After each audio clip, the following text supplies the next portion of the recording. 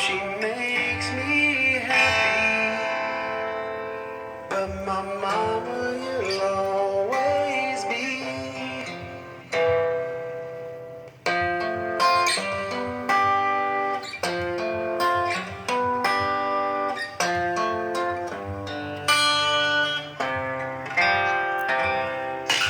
Galaxy. 107 FM.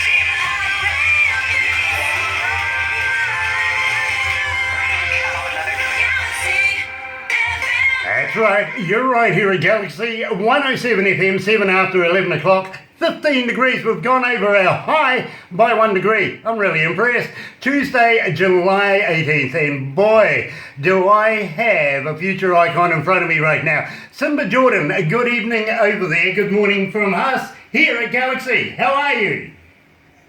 Good morning. It's happy to be here. Oh, look, it is an absolute pleasure to be talking to you, sir, and I got to let you know that it is getting ridiculous here for requests for your music, and I couldn't think of a better way of starting it off. My mama, you'll always be. Now tell me, how did you put this together? Well, it was funny because I know we talked just a little bit before about getting married. So I was getting married in September of 2016, and I was looking for a song to dance with my mom with. Here in the States, we do a mother and son dance, and I couldn't find a song that I thought I liked, or one that was more direct about a mother and her son. So I said, you know what? I think I'll just write the song and I'll dance that with my mom. So I had a little bit of a melody and an idea, and then me and my buddy, Mr. Wade Goheen, he used to be my band for a long time, but we're still good friends, and we talk and stuff. And I said, hey, I need you to play this melody I got in my head. So he starts to play it. So we go to the studio. I think we went on a Thursday. I was getting married on Saturday.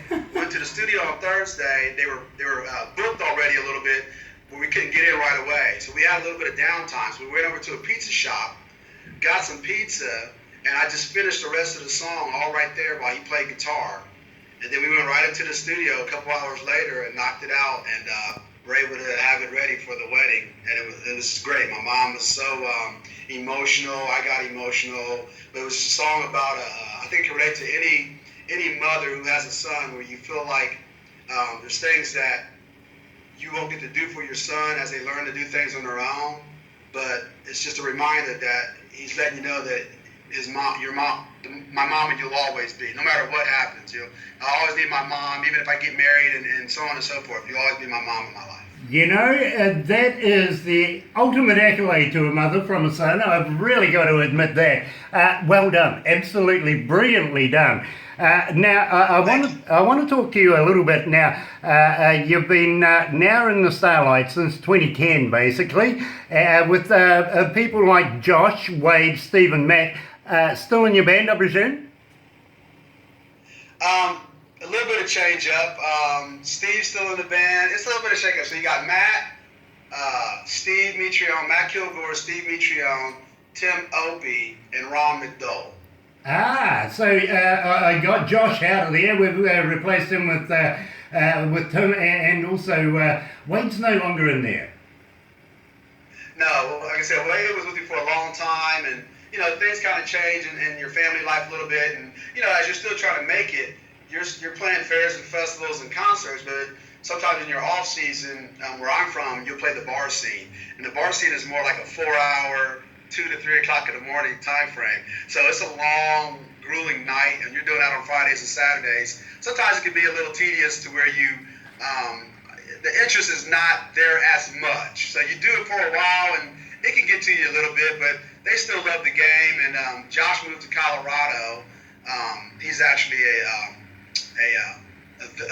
veterinarian. He's a professor. So all these guys we all have day jobs until we make it. So it's been a little bit of a grind as we continue to chase that neon rainbow. Well, I tell you, Simba, you're well on your way right now to making it. There's over 5 million people listening to us this morning. So your name is getting right out there all around the world. People from America, people from Canada, Australia, England, and even here in New Zealand are listening right now and just absorbing everything you're saying. Now, your influences, and I note there's some really really, really good ones in here. Randy Travis, Garth Brooks, for instance, bit of Brooks and Dunn, Tim McGraw, and even Richie McDonald. Now, but at the same time, you weren't always country, were you? No, I always have been country. Okay. That's the thing. I've always been country, but I've always listened to multiple genres of music. So growing up, it was a lot of Motown and R&B at my parents' house, and then I grew up through the hip hop culture as well. So I'm from the city. I didn't grow up in the country. I'm from the city. So, but whenever we went to my grandparents' house, which is still in the city, my grandmother was very country. She loved country music. My grandfather liked country music, but he was also into blues and jazz. So I didn't understand it at the time, but I would ride around with my grandmother listening to 8 tracks of Kenny Rogers and Dolly Parton when I was a kid. And so it was really cool experience, and I had no idea that it just wasn't a typical cultural thing for an African American to listen to country music. Even though African Americans did, it just wasn't in abundance, and it wasn't always spoken about, let's say. So that was that experience there. But yeah, I grew up with everything, but mainly at my parents' house, everything was very urban and very hip hop, R&B. And when we went to Grandma and Grandpa's, everything was country. You know, I have never had another artist remind me of 8 tracks from back in the day, and believe me, which is really, really funny, because I was actually in my garage just a few days ago, and what do you know, I found an old 8-track player and some old 8 tracks that I used to have in an old Zephyr of mine way back in the day. So thanks for reminding me of that. I got to go and clean my garage now. But at the same time, I mean, your grandparents were into people like Dolly Parton, for instance, and Kenny Rogers. Now, that has shown in the style of music that you're playing at the music, and I think there's a big reflection there as well. So I want to put those into your influences as well. But believe me, I am absolutely fascinated with your music. Now, I want to talk to you about Those Goodbye Eyes. Now, how did you come to the lyrics of that? Where did you record it, and who produced it for you? Actually, the lyrics came from Lonnie Wilson and Jimmy Urey. So this is a song that I did not write. The producer actually was Lonnie Wilson. And we recorded it in Nashville at his Freeway studio. He has a studio called Freeway Studio. And we had some of the best musicians in Nashville playing on it. People like Lonnie is also a drummer, a session player, drummer, songwriter, producer. He played on all of Brooks and Dunn's albums. So every time you listen to a Brooks and Dunn album, it's Lonnie Wilson that's playing drums on those albums. And he also played on Tim McGraw's albums and Faith Hill. There was other session players that played on Darius Rucker's album, Lady Antebellum, Blake Shelton, and Toby Keith. And then so we recorded it there. It was great. The song, pertaining to, a love that you thought was blossoming and maybe was at one time, and for some odd reason, it changes.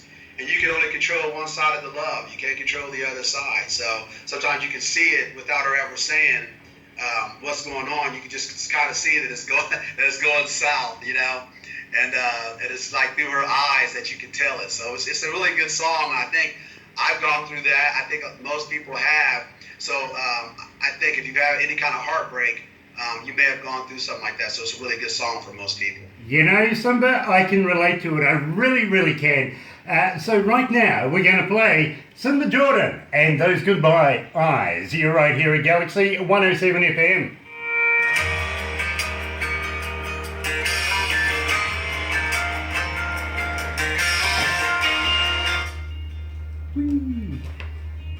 Nice song. It is a great song. You comfortable there, my bro? Yeah, I'm good. Nice. Do you need a drink or anything? I've got a coffee. Okay. Can I have a sip? Yeah. I'll give you time to go and get one. I wonder what he's got on his t-shirt. Okay. Yeah. I'll go grab. I'll be right back. Okay, buddy. Oh, we might Okay. see it. All right. Oh, Close, but no missed. cigar.